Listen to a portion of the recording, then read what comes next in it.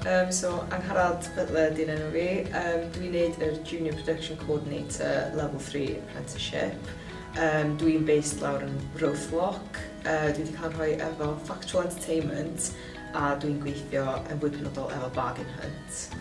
So nes i fynd i brifysgol am 2 mlynedd. Nes i fynd i Rhydychen i astudio cerddoriaeth. Oedd o'n 2 mlynedd go intense i ddweud lleia. A wedyn, flwyddyn ar ôl gadael, nes i weithio fel athrawes lanw mewn ysgol uwchradd yn ysgol Dyffryn Conwy, hen ysgol uwchradd i.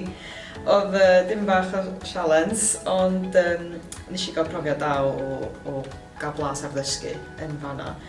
Wedyn, tra ni yna nes i feddwl geisio amdan y apprenticeship yn fan hyn. Nes i gael profiad yn bod yn rhan o Cân i Gymru a Noson Lawen, oedd yn 2 outside broadcast. A nes i gael yn ysbrydoli yn fanna rili i feddwl be petai fi'n medru mynd i fewn i weithio ar brosiectau fel yna. O'n i'n gweld y criw dych chi'n gweld ar y teledu yn gweithio. Dwi'n meddwl bod o'n swydd rili cyffrous, rili diddorol, dipyn o amrywiaeth yno fo. Felly nes i weld yr apprenticeship yma fel cyfle i fynd i fewn i'r diwydiant a dysgu ar y swydd hefyd yn fwy na'm byd. Dyna peth pwysica ydy mae'r apprenticeship yn gyfle gwych i ddysgu yn union sut i wneud y swydd tra yn gwneud y swydd eich hunan.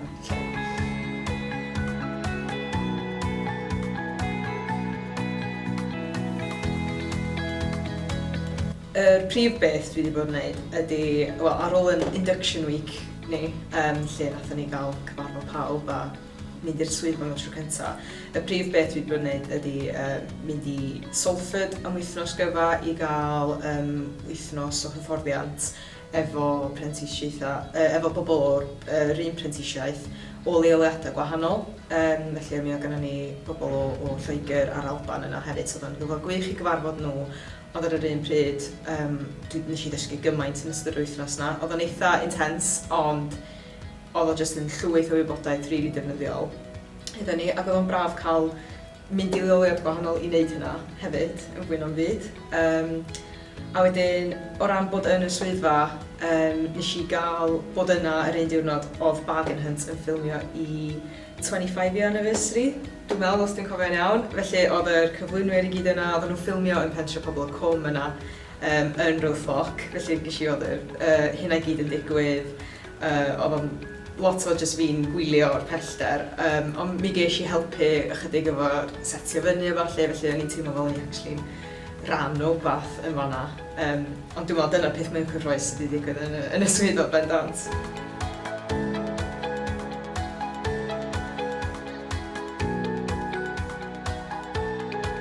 Yn fwy na'm byd, dwi'n edrych ymlaen i gael catch-up efo'r cohort, gweld be maen nhw i gyd i bod yn gwneud. Achos bod fi'n Roathlock a mae pawb arall yn Central Square, dwi'n mynd dod ar draws yn y gymaint. Felly mae'r ffaith bod Sgil Cymru yn gwneud hein bob hyn a hyn yn mynd i fod yn gret o ran hynna, ond hefyd mae'n mynd i fod yn dda ar gyfer ynysgu fi i gael adlewyrchu ar y profiadau dwi wedi bod yn gwneud yn gwaith a medru dadansoddi be dwi wedi ddysgu o hynna yn fwy na'm byd. Felly dwi'n meddwl fydd o'n rili da o ran cadw ar ben be dwi wedi bod yn gwneud yn y gweithle.